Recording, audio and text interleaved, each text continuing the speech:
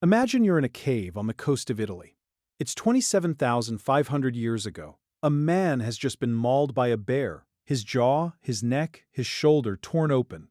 There's no hospital down the road, no ambulance, no morphine drip, just you and the people around you, and a man who is dying in front of you.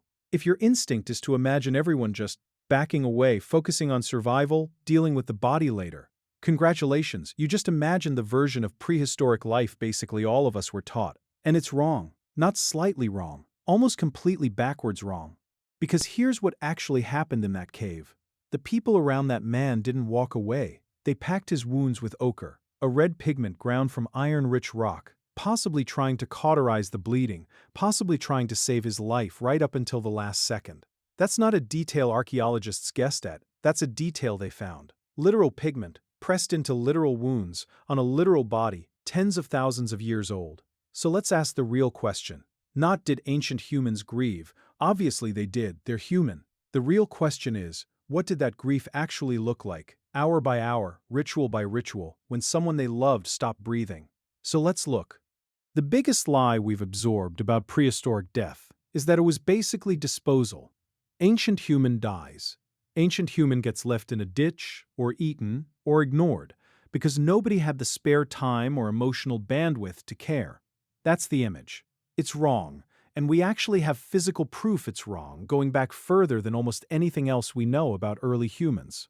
Burial. Deliberately, intentionally placing a body somewhere, on purpose, as a final act, shows up in the archaeological record as early as 120,000 years ago. Back to that cave in Italy, a site called Arene Candide.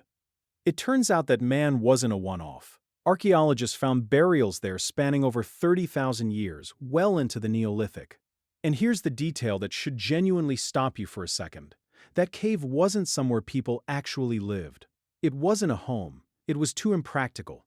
Which means people were traveling there, on foot, across Ice Age terrain, with no roads, no maps, carrying their dead specifically to that one place, because it had become the place. The place where you brought someone you loved when they were gone. Think about what that means. These weren't people too busy surviving to process death. These were people organized enough, connected enough, and emotionally invested enough to maintain a designated location for their grief and to make the journey, every time, no matter how far. Let's break down what mourning itself actually involved, because this is where it gets extraordinary.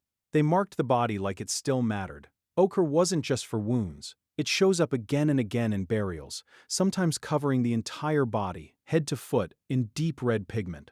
Some researchers believe it symbolized blood, life, vitality, a way of saying, even in death, this person is not just a corpse to us. They buried people with things, not randomly discarded objects, chosen ones. Shell jewelry, carved tools. Sometimes items that would have taken real time and skill to make, buried with someone who could no longer use them. That's a gift for a person who is gone, given anyway, because the relationship didn't just end when the heart stopped. They buried people together, in shared graves, generations apart sometimes, in the same ground, which tells us these weren't just individual acts of grief. They were part of an ongoing, remembered, maintained tradition. Grandparents knew where their parents were buried. Grandchildren knew where to bring the next body. Death had a geography, and everyone in the group carried that map. And they buried the vulnerable with the same care as anyone else. Skeletons have been found of elderly individuals who'd survived for years, sometimes decades, with injuries or disabilities that would have made them completely dependent on others.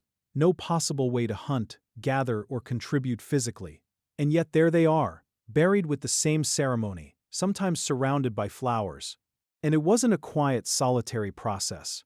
Anthropologists studying grief rituals in surviving hunter-gatherer societies, groups whose traditions stretch back the same tens of thousands of years, have documented mourning as a loud, communal, days-long event.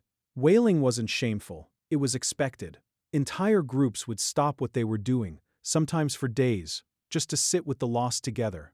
Grief wasn't something you processed alone in a quiet room. It was something the whole group carried, out loud, in public, until it had run its course. There's also something almost eerie about how long some of these relationships seem to have continued, symbolically, after death.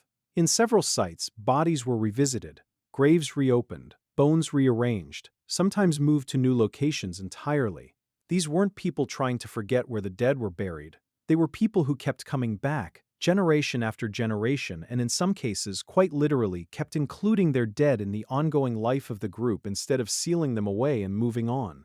Compare that to us. We've built an entire modern infrastructure specifically to keep death at arm's length. Funeral homes, so we don't have to touch the body. Hospitals, so it doesn't happen in the home. Entire industries built around not having to look directly at it. We've gotten extremely good at outsourcing grief. They didn't have that option, and somehow, they still built rituals more intimate, more physical, and more enduring than most of what we do now. We call them primitive. We call ourselves advanced. But when someone they loved died, they carried the body across miles of dangerous, mapless wilderness, painted them by hand in sacred red, buried them with gifts made from hours of human labor, and returned to that same ground for thousands of years so the dead were never really left behind. We, meanwhile, have made death so unfamiliar that most adults alive today have never actually touched a body that wasn't already prepared, embalmed, and handed to us by professionals. We schedule grief into 15-minute increments between meetings. We say sorry for your loss and go back to our inbox. We built a society that lets us avoid ever really touching death at all, and somewhere in that avoidance, we may have lost something they never let go of. They didn't have grief counselors. They didn't have 5 stages laid out in a pamphlet.